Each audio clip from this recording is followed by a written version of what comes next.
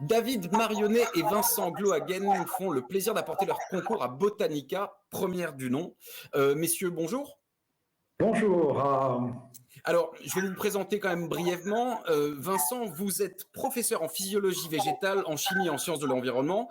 Quant à vous, David, vous êtes docteur en toxicologie de l'environnement et, par ailleurs, président de Inplanta. Vincent, je vais m'adresser à vous pour commencer. Inplanta, c'est quoi? Quel est le procédé qui se cache derrière ce nom? Alors, la création des plantaphores répond finalement à une demande du grand public. C'est en fait une rencontre, la rencontre de cette demande qui cherche de la naturalité, de l'originalité végétale. C'est quelque chose qui nous est demandé par nos clients. Et puis, c'est aussi cette idée de plantes qui présenteraient peu ou pas d'entretien. Et cette rencontre, elle a lieu également avec une technologie de laboratoire, la culture in vitro végétale, qui est une technologie très utilisée dans le cadre des recherches académiques de mon laboratoire de l'Université de Limoges. Très bien. Comment fonctionne précisément ce procédé de culture in vitro? Alors, la culture in vitro, c'est un procédé très original qui consiste à introduire dans un environnement complètement protégé, notamment des contaminations microbiologiques, des plantes qui ont été sélectionnées. Et puis l'idée, c'est d'apporter à ces plantes les éléments nutritifs qui sont complètement naturels. Ce sont par exemple des sucres, des sels minéraux, de l'eau. Et ces éléments vont permettre à la plante bien de se développer de façon durable et de façon parfaitement autonome pendant plusieurs mois. C'est en fait un véritable écosystème miniature qui est reconstitué. Très bien. Alors, je crois que parmi ces plantes, enfin, l'un des enjeux de la culture de ces plantes, c'est quand même la valorisation et le maintien de la biodiversité. Dans quelle mesure précisément?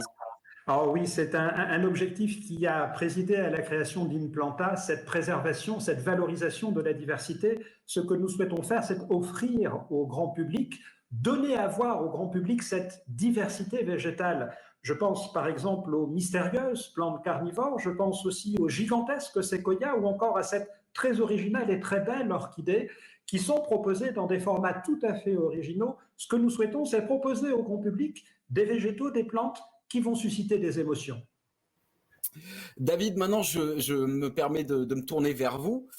Où peut-on trouver vos créations? Alors finalement, nos créations, on les commercialise via deux grands secteurs d'activité. Un premier qu'on va trouver assez intuitivement, c'est le marché du végétal, au travers des fleuristes, des jardineries, que ce soit des indépendants ou quelques grandes chaînes de jardinerie de très belle qualité qui nous font confiance. Et puis dans un secteur un petit peu plus original qui est la décoration d'intérieur. Ça peut être en effet des magasins de décoration, des concept stores, où là jusqu'à maintenant justement les plantes étaient moins présentes et finalement on peut les introduire dans ce type de magasin puisque justement il n'y a pas d'entretien, pas de contraintes. Donc c'est nos deux grands circuits de distribution en France et puis on espère très rapidement en Europe. Qu'est-ce que vous fixez comme objectif dorénavant avec Inplanta, idéalement, j'entends? Aujourd'hui, Inplanta, on est le leader français des plantes sans aucun entretien. Et notre idée, c'est de s'imposer au niveau européen, c'est-à-dire d'être les premiers à proposer à l'ensemble des pays européens cette technologie et ce process et de le proposer au grand public. Très bien. J'insiste vraiment sur ce point-là. Ces plantes ne réclament absolument aucun entretien. Et c'est bien ça, en effet, tout l'enjeu du projet. C'est-à-dire qu'aujourd'hui, on a des concurrents qui présentent en particulier les terrariums, des plantes et des formules où il y a peu d'entretien. Nous, l'idée, c'est d'aller jusqu'au bout réellement du concept et d'être sur quelque chose où il n'y a absolument plus aucun entretien.